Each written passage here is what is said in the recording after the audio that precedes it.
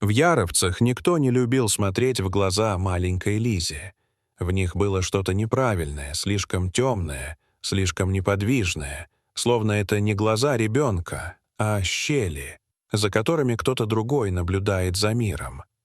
Родилась она в самую глухую бурю, когда небо лопалось от грома, и казалось, что кто-то рвет не просто облака, а само пространство между мирами, и в тот самый миг, когда ее вытащили из безжизненного тела Галины, ее матери, раздался треск, как если бы нечто упало с неба прямо в этот мир.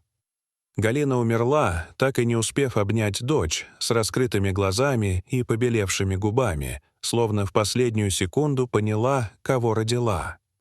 Отца у девочки уже не было. Погиб, разбившись на тракторе месяцем ранее, и Села шепталась, что Бог забрал его раньше, чтобы не видеть, кто появится на свет. Повитуха Аграфена, что за жизнь повидала и детей без рук, и младенцев с зубами, впервые дрожала, когда заворачивала девочку в ветхую рубаху и передавала ее Прасковье, старухе, которая жила у болота, и к которой ходили лишь ночью, когда болезнь не отпускала, когда страх становился сильнее стыда. «Она не твоя и не наша», — только сказала Аграфена, не встречаясь с глазами, и ушла, перекрестившись. Прасковья взяла Лизу молча, и с тех пор ребенок рос в ее доме, где всегда пахло сушеными травами, пылью, плесенью и чем-то еще, неуловимым, как будто время в этом доме текло по-другому. Лиза не плакала, не смеялась, не играла. Только смотрела, как будто вспоминала, а не училась, и когда в 2 года заговорила, то не лепетала, а произносила взрослые фразы, глядя людям прямо в душу, как будто знала, о чем они думают, даже если сами себе боялись в этом признаться. Когда ей исполнилось 4, она подошла к соседке и сказала, что ее корова будет умирать, что лучше сразу топором, чтобы не мучилась. Женщина рассмеялась, но через 2 дня корова сдохла в хлеву, забившись в углу в конвульсиях, и после того случая соседка начала креститься, едва завидев девочку. Потом был случай с утонувшим мальчиком, Пашкой. Его искали 3 суток, пока Лиза не сказала, что он под Ивой, где вода кажется черной. Там его и нашли, с открытым ртом и глазами, будто он кричал даже после смерти. Мать Пашки сначала поцеловала девочке руки, а потом, дрожа, отошла, словно поняла, прикоснулась к чему-то, что не должно было быть в этом мире. С каждым годом Лиза становилась все тише, но в ее молчании росло не безразличие, а присутствие, как у грозы, когда небо только собирается рваться. Дети обходили ее стороной, родители запрещали общаться, а если в магазине кто-то стоял за прилавком, то хлеб ей передавали не глядя. Даже те, кто приходил к Прасковье с просьбами о болезнях, о пропавших, о странных шорохах, теперь избегали их дома. И все чаще в доме слышались шаги по ночам, когда Лиза босиком ходила от стены к окну, будто искала нечто, что не может назвать. Прасковья молчала, но клала под подушку пучок зверобоя, курила все больше и спала все меньше. Люди боялись, но иногда все же приходили.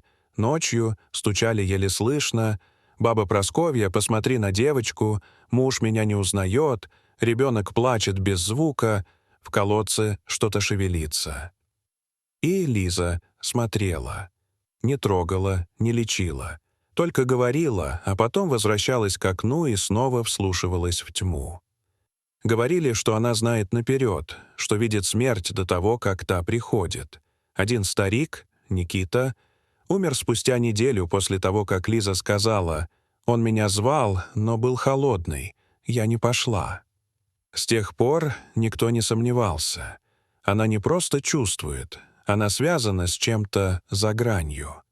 Когда пьяный Виталя, не выдержав слухов, пришел к их дому с криками и камнем, обвиняя Лизу во всех бедах, в том, что скот мрет, зубы крошатся, жена плачет, девочка вышла на крыльцо босая и молча посмотрела на него. Он замер, отшатнулся, споткнулся о собственные ноги и ушел, Не обернувшись, а через несколько дней его нашли мертвым, в пустом сарае, без следов, без следствия. С тех пор ее не обзывали, но боялись сильнее, чем раньше. У ворот ее дома кто-то воткнул осиновую ветку с надрезами. Старая защита от нечисти. И даже Прасковья не ругалась, а только сожгла ее молча и уставилась в огонь. Прошли годы. Лиза сидела у окна, читала, слушала, иногда говорила, но редко. Однажды приехала женщина, ухоженная, городская, с глазами, в которых отражалась усталость, что не лечится сном. Она встала на колени и поблагодарила девочку. «Ты сказала, что делать. Я шептала каждую ночь, как ты велела, и мой сын выжил». Она оставила коробки, книги, еду, конверт и уехала, а Лиза впервые улыбнулась. Тогда в доме стало светлее, как будто ее признание стало частью силы, а не страхом. Она начала читать книги не просто запоем, а как будто вбирала силу. Особенно о женщинах, живущих на границе двух миров. И в этом чтении росла, не телом, душой. Но все равно чувствовала, она не принадлежит. Ни Прасковье, ни Яровцам, ни себе. А потом, однажды на Масленицу, когда в центре деревни горело чучело, она вышла к людям, встала у огня и сказала: «Я скоро уйду, но в землю не лягу». Кто-то засмеялся, кто-то плюнул в снег, кто-то отвернулся. А она ушла, как всегда, не поворачиваясь. Через 2 недели Прасковья проснулась в холоде. Тело Лизы лежало спокойно, с закрытыми глазами, как будто спала, и не было в ней ни страха, ни боли. Только легкость, как у человека, который, наконец, отпустил. Фельдшер сказал, как будто просто остановилась, без мучений. Но на похоронах произошло то, чего никто не ждал. Свеча вспыхнула, гроб загорелся светом, не пламенем. В тот момент люди не закричали, не побежали, не молились. Они просто стояли, как парализованные. Даже батюшка, дрожащей рукой державший крест, не осмелился приблизиться. Он только повторял шепотом: «Не мертвая, не ушедшая, не наша».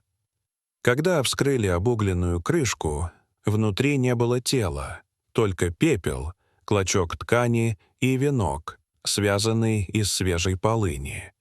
От него пахло лугом, летом и чем-то таким, что рвало грудь, тоской и покоем одновременно. И в этот момент кто-то в церкви закричал, не от ужаса, от узнавания. Сквозь витражные окна, там за деревьями, между стволов мелькнула белая фигура. Не бегущая, идущая, неторопливая, как тень, у которой нет больше дел, кроме одного — уйти. В ту ночь не спал никто. Варвара сидела у окна, сжимая в пальцах амулет, связанный Лизой. 3 узла, вплетенные в шерсть и проговоренный шепотом. Она знала, девочка ушла, но не исчезла, потому что Лиза не умерла, она освободилась. Из тела, из страха, из деревни, в которой ее боялись и прятались, когда надо было просто признать. Но признание пришло слишком поздно. Лиза исчезла из этого мира так же, как в него вошла.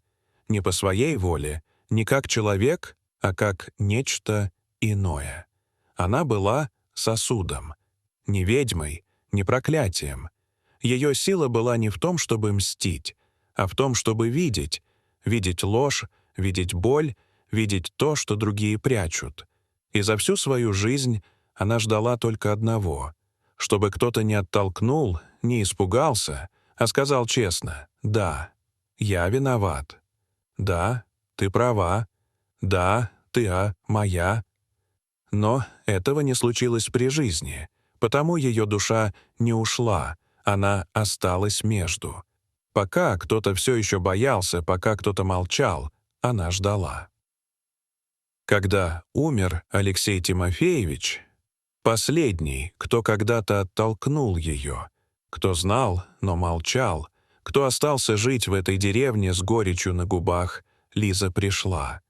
Не как призрак, не как мстительница, как суд. Он ее узнал. Он не просил пощады, только поклонился и сказал: «Жалко, что тогда я не остался». И она дотронулась до его лба, и он умер с улыбкой. После этого ее больше не видели, но некоторые по ночам слышали ее шаги, мягкие, как дыхание. А некоторые говорили: «У кого за пазухой камень, тому тяжело дышать, пока он не отдаст. Кто обидел и не покаялся, в том сны сгоревшие. А кто пришел с чистым сердцем, тому у леса шепчут травы». Куда ушла Лиза? Некоторые думают, в лес. Там, где стволы стоят, как сторожа, и тени не отбрасывают себя. Говорят, что среди мха и старых пней есть тропа, которой нет на карте. Если идешь по ней с правдой, вернешься. А если с ложью, останешься там навсегда. А может, Лиза, теперь ветер. Или сама тишина, которая наступает перед бедой. Или тот самый голос, что иногда говорит в полусне: «Назови, верни, признай». Потому что ее история — это не о проклятии. Это о том, что бывает, если не услышать вовремя того, кто пришел сказать важное. О том, как один взгляд может изменить все, и о том, что не каждый ребенок — просто ребенок. Иногда он — граница.